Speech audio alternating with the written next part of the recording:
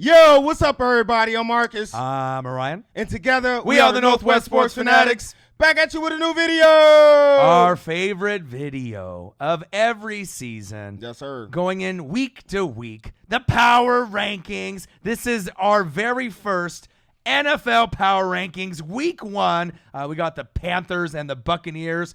Gonna come up here real quick. So we want to make sure we get this out there to all of y'all. Hey, man, this not ESPN. Nope. This not CBS. Nope. This not Colin Cowherd or any of your other stations, NFL Network. Yep. This ours. This your boys, Yep. the Northwest Sports Fanatics. This our top 5 power rankings. Right. So first off, we got to plug the merch. So the merch is out. So all the links underneath all the videos are there. So hoodies, T-shirts, coffee mugs. Check it out. Represent your boys. Sweatshirts, T-shirts, workout tank tops. Right. And then also make sure you turn your notifications on. Gang. Man. Because gang. What's up, Noti Gang? Because something's going on with YouTube where some of our hardcore fans aren't getting the notifications. So you might need to adjust your notifications to every video or however you guys have it set up. So that way you can not miss any of us. Yes, sir. So before we get into these highlights, subscribe to our channel. Hit the thumbs up for your boy. And before we get into our top 5, I mean, we got a little honorable mentions. I mean, we always like to do that to kind of give love where love is,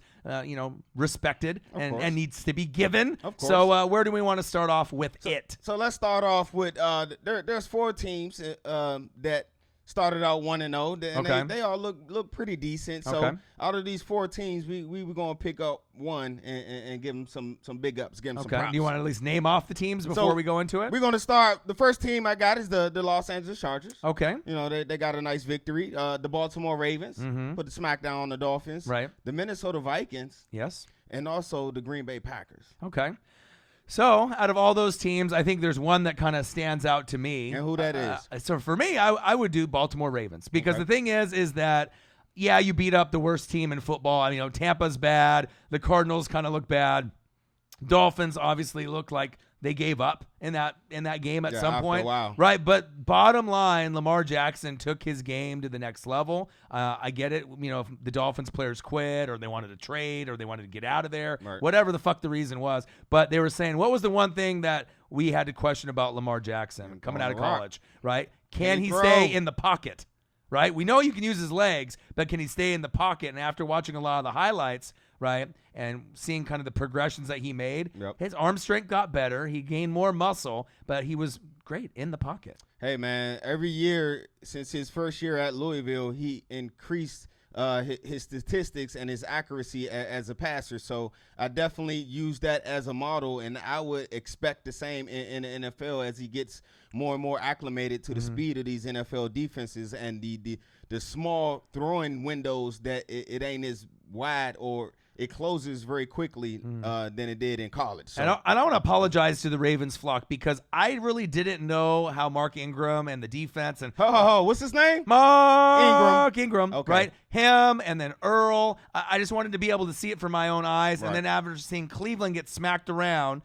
I thought that Pittsburgh would win the division. I figured that Cleveland, would find a way to get a wild card or be in contention, and then maybe the Ravens would finish 8-8. After seeing that first game, it was against the worst team in the league, the Dolphins. But I'm kind of thinking that if they can keep this kind of pace up, I mean, they're not going to score 59 every single game, but they might bump Cleveland back to reality and have Cleveland go back to 3, and the Ravens might be able to get in that 9-10 win range, especially if they play like that kind of football against the Dolphins, and they'll be right in the hunt for the wild card. They just need to make sure Earl, Mark Ingram, right, Lamar Jackson, Hollywood Brown, they're key cogs. Don't get injured and beat up. All right, so there you guys have it. Our honorable mention, the Baltimore Ravens flock. So we going to go into the power rankings, man, 2019. Crazy. We're here. Week 1, top 5. Yeah. Let's get it. So at number 5, this was kind of a toss-up. When I say it was really a tie, it's really a tie. And I couldn't leave any team out. Yeah, this was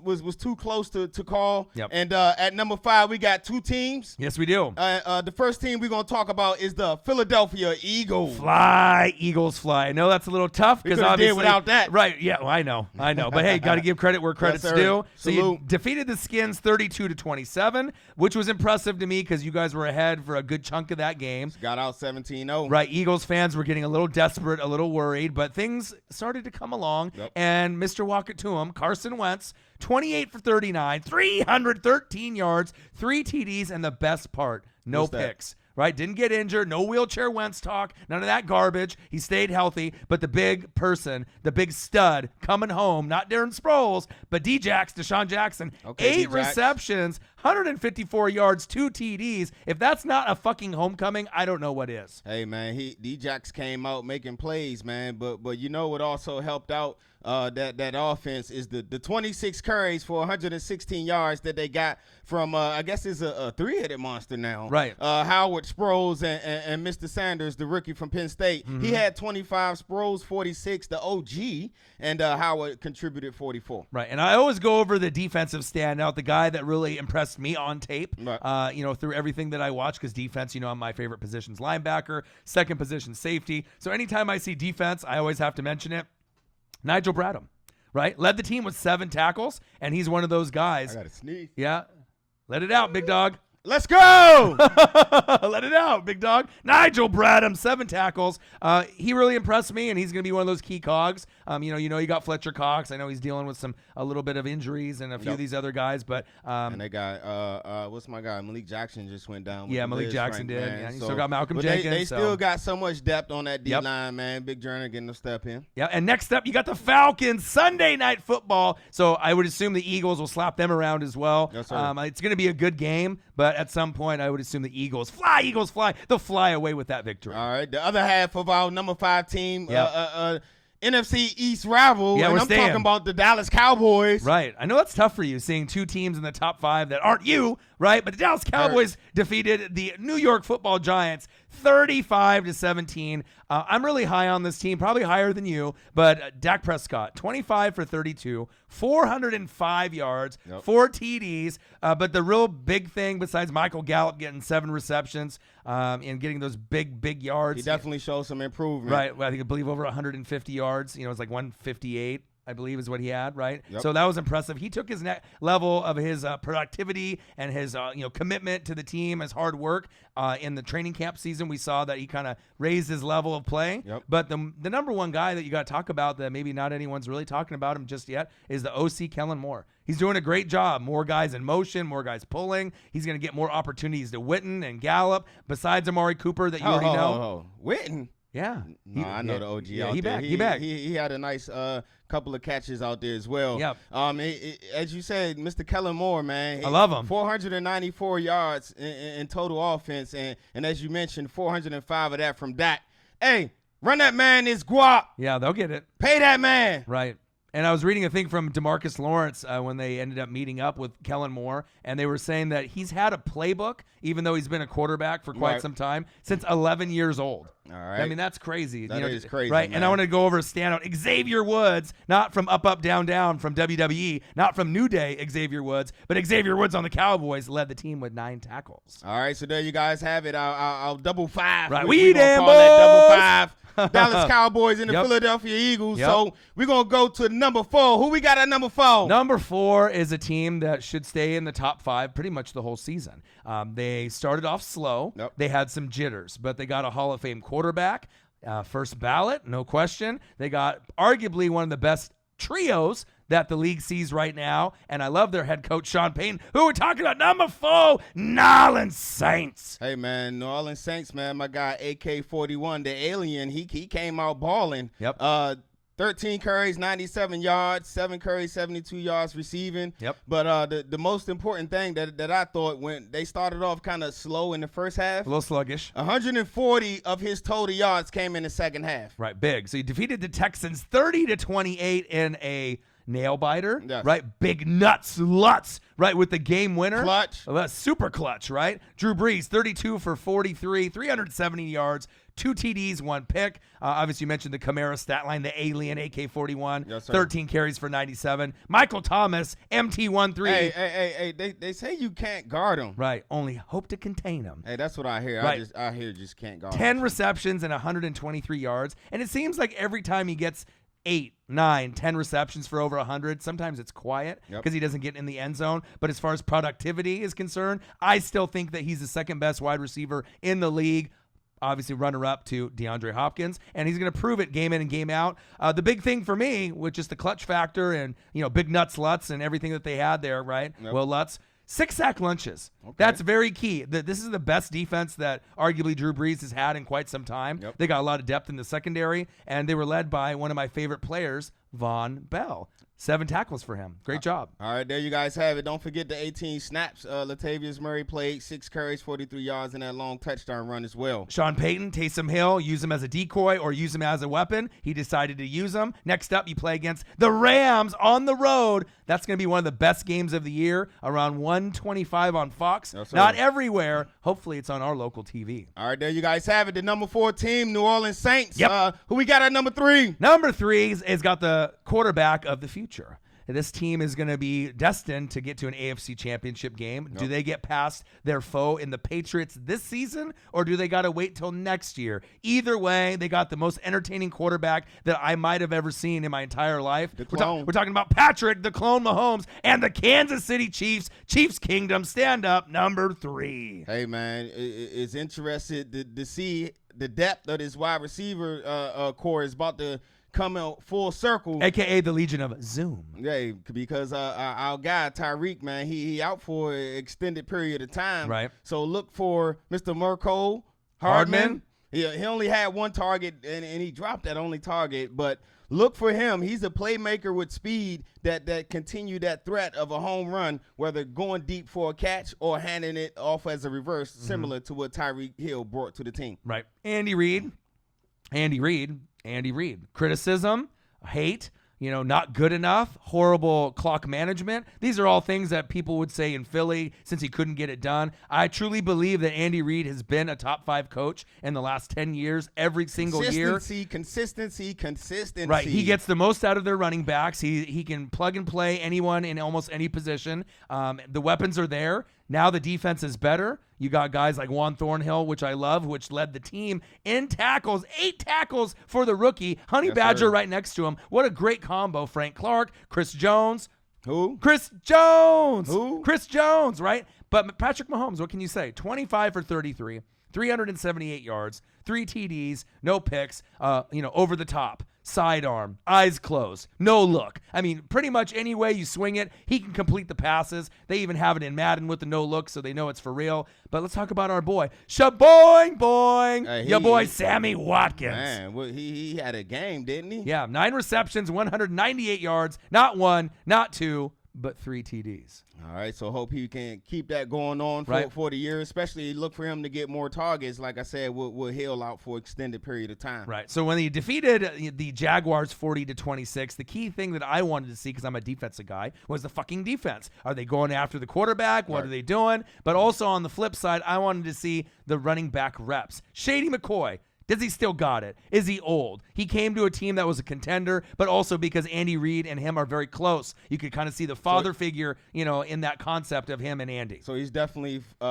familiar with that offense, to say the least. Yep, 10 carries, 81 yards. If I had to give that performance between, F to an A, you got to give it an A, because I don't think anyone really thought that with that limited amount of carries, he could get that kind of yardage, over 8 yards per carry. And like I said, he is going to be one of those guys that if there's anything that happens to Damian Williams or the rest of the core, they're going to stay afloat and dominate with his system. And I like this team going very, very far. Number 3, the Kansas City Chiefs. What they got up next? Next up, you're on the road at the Raiders. Rivalry game. And I'm excited for that because the Raiders are kind of for real this year. They may not go to the playoffs, but they're definitely going to push people and contend, and they're not going to back down from anyone. All right, there you guys have it. Our number 3 team, the Kansas City Chiefs. Yep. So who we got at number 2? Number 2 is a team that played on the road.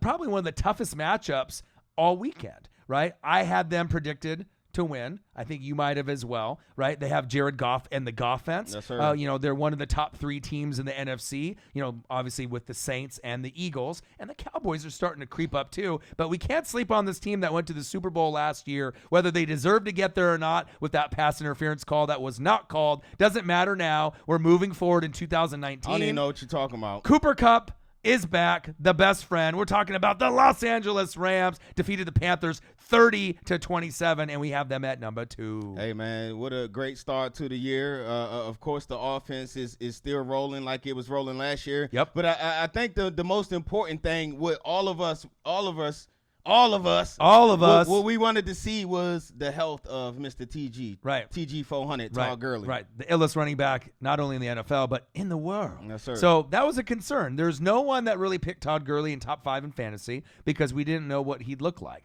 And thank God he looks like not a shadow of himself, but he's almost, I would say, 80%. All right, yeah, that's what I was going to give him. 80%. 80 to 85% of himself. Right. 14 carries, 97 yards, 1 reception for 4 yards. So he cracked the 100-yard barrier combined. Yes, sir. I would like to see that a little bit higher, maybe around that 120 to 140. But if you're only getting 14 carries, obviously Malcolm Brown got the 2 red zone looks and got the touchdown grabs. He looked good, too. He looked great. And we thought it was going to be Darrell Henderson, getting all the looks in second string. Yep. But now he gets to slide back to third string. But Malcolm Brown kind of gives you that bigger back, that Mike Davis from the Seahawks, now on the Bears, that physical, bigger back. So hopefully they can play off each other. That was interesting for me to see. Cooper Kupp looks great too as well. Yeah, that's what I was going to say. It was good to see him out there. It didn't look like he had lost a step. You couldn't really tell that he tore his ACL. His movement in the slot is shifty, and every play he's open. Right. The only play that we saw when we did the reaction video and when I did the game live, when he was cutting and he had maybe 3 or 4 straight carries in a row, and then he went down the sideline, and instead of running over the defender, he kind of pulled up a little bit, went out of bounds. So that was a little odd to see because that's out of character. He had a one-on-one with a safety. Right, and then he decided just to kind of slow up a little bit, but I think he'll be just fine. Sir. But we got to go over the defense. All right, you got Aaron Donald. Sue is gone on the Bucs, but the MVP of the game and the main reason that you won this damn game was not because necessarily Cam played horrible, right? It was Corey Littleton. Who? Corey Littleton. Okay. And he's been doing things like this last year. So it's not like a new guy. Not all y'all know who Corey Littleton is, but if he keeps playing like this. We wouldn't expect y'all to know who Corey Littleton is. That's what we for. We're here to inform y'all. 14 tackles, a punch-out, and he had I believe the only pick for the Rams. So talk about an all-around performance like Charles Peanut Tillman. He's in the FBI now, but when he was on the Bears, right, he was punching footballs out. You did that in the first quarter, right? But then he was just sideline to sideline. Everywhere. And it's nice to see a lower name be able to get some pub. But without his excellent performance of 14 tackles, they don't win that game, especially when the Panthers were making their run. They defeated the Panthers 30-27. And next up, you're at home. One of the games of the year, period, against the New Orleans Saints. You have to defend your turf in L.A. We'll have to see what happens in that one. Hey, Peters. Yeah. I'm interested to see that matchup again. Peters can't guard Mike. Oh, man. It's gonna something got to give. That's must-see TV. Right. I think out of all the matchups, no joke, all year, this might be the one that I am anticipating the most, and we get it in week 2. Unbelievable. All right, so there you guys have it. Our number 2 team, the Los Angeles Rams. Yep. So I wonder who we got at number 1. Right. It's the team that dominates every year. They got the GOAT. Some people say it's the Cheatriots. Other people say it's the Pats. It's the Patriots. It's the champs, the 6-time champs, right? Once it's 9 Super Bowls. They want to make it 10. They just signed AB. Rumors Gronk might be coming back. Tom is old. He's over 40. What is he, 42? 42. And he's looking like 22. It's no joke. The system is not broken. They can plug and play anyone at running back, wide receiver, or tight end. Big facts. The defense has always been top 10 in probably 70% of the run of the Patriots have had since Brady has got in, and that's why they get far and they get deep. They defeated the Steelers at home, which they should, but the way that they beat them down into the fucking ground was insane. 33-3. Damn. I don't know if the Pats are that damn good, right? Or if the Steelers are just that damn bad on the road, or a little bit of both, but that was very, very impressive. Yeah, I definitely would say it's a little bit combination of both. Both.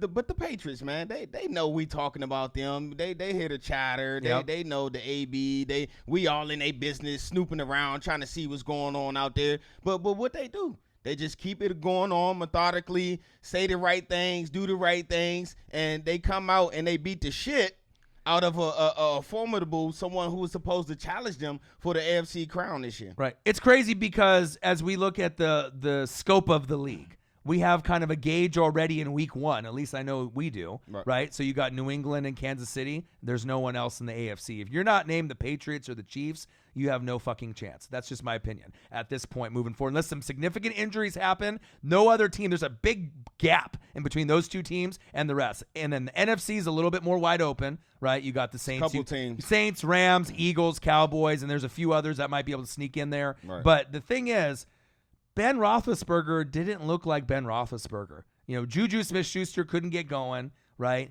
It's different. James Conner couldn't get going. So you could tell in those games in the past when they had Le'Veon Bell and when they had AB, they needed those key guys to make plays on third down, and they didn't have it, right? But the Patriots are a well-oiled machine. It almost reminds me of the San Francisco 49ers in the 80s that I watched with Joe Montana, Bill Walsh, and the West Coast offense.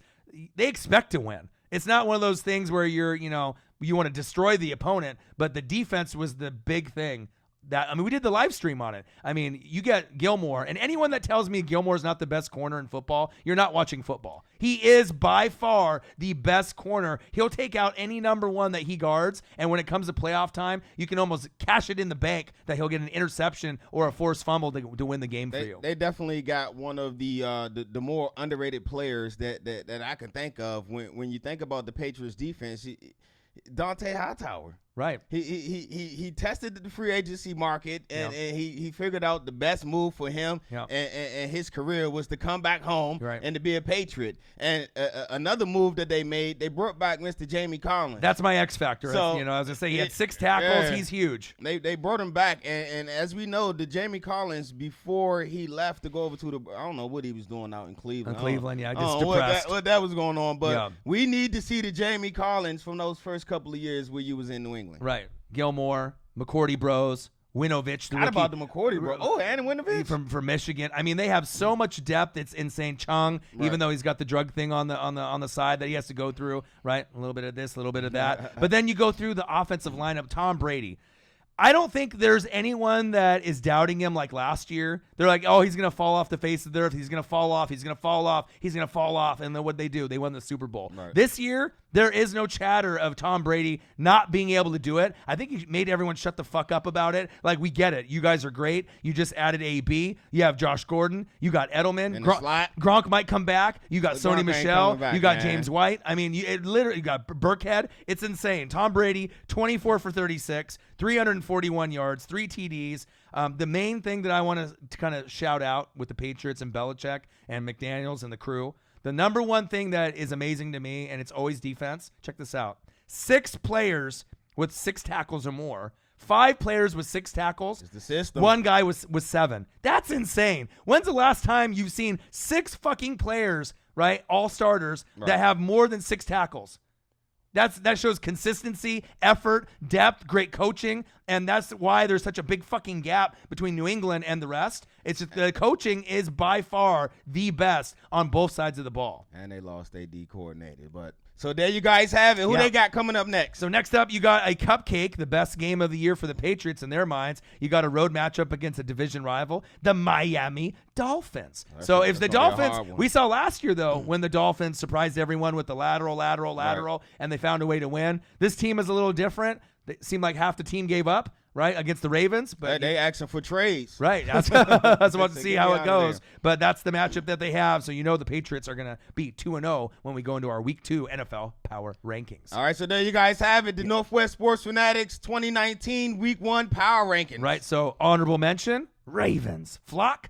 Number 5, tied with the Eagles, Fly Eagles Fly, and the Cowboys, we damn boys. New Orleans Saints at 4, Kansas City Chiefs, Chief Kingdom at 3, LA Rams, Los Angeles Rams at number 2, and then number 1, the New England Patriots. All right, we'll be back at you real soon with a new video. Yeah, make sure you subscribe to our channel. Hit the thumbs up for your boy. And we'll be back at you very shortly because we got a live stream to do. Tampa Bay Buccaneers. Yes, sir. Carolina Panthers, live reactions, play-by-play. We got you. I'm Marcus. This is my guy, Ryan. Only got one question for you. Who you know talk sports like us? Northwest Sports Fanatics. See you soon. Notifications. Merch. Do it.